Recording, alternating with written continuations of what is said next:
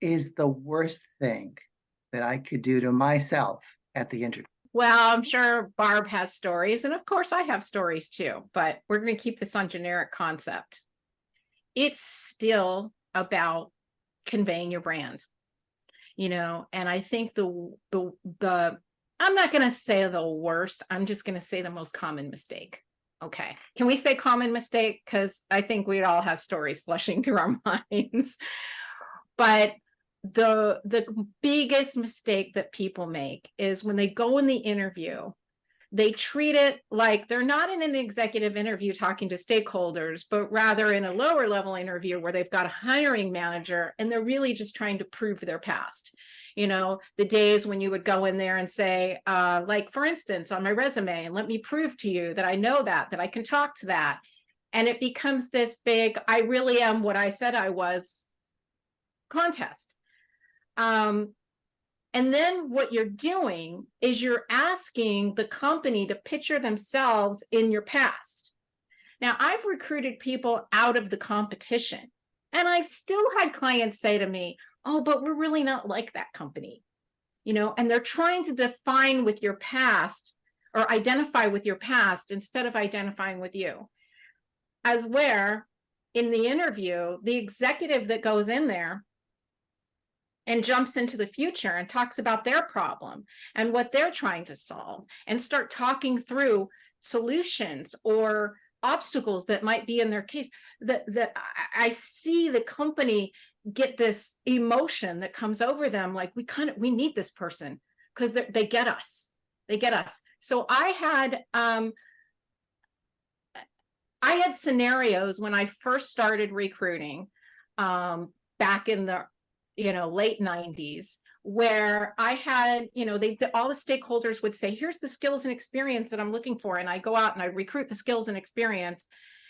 And a lot of times they'd hire somebody who didn't match that at all when I was working at the executive level.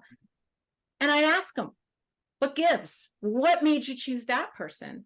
And every time they would say, well, Sandra, as it turns out, they're actually perfect for what it is we're trying to do. So what I did is I started recruiting people that could talk to their value proposition and the problem they solve and help the customer, the client, the company understand their problem, and stopped recruiting people that were all the proven track record, as it says in my resume, as you can see from my past, some of the worst phrases that you can possibly use in an interview. Barb, I'm at the interview. What should I do and what should I never do if I want that job?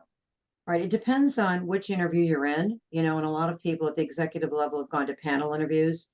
The last 2 or 3 interviews will be a panel interview, but your job in a job interview is to have them envision you in the job.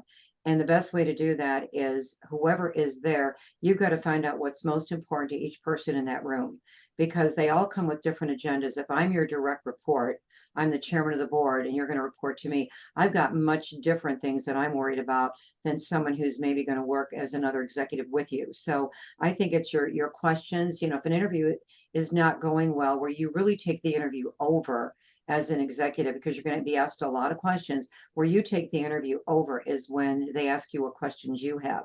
And the questions should never be self-serving. Like, what about this? What about that? They should always be, well, I would love to know what you see as the greatest challenge. What would you like to see this? If you could improve this in one way, what would it be? Your job is to find out what is important to each person involved in that interviewing process, because you want them to put you forward. You want them to see you in the job and feel comfortable that you're going to address what's most important to them. And everybody comes to that table with a different agenda. And it's horrible. And also, don't assume that if you're having multiple interviews, that the person that interviewed you first told the second person anything. It's amazing to me how sometimes they you're just going to assume every interview is a first interview with that person.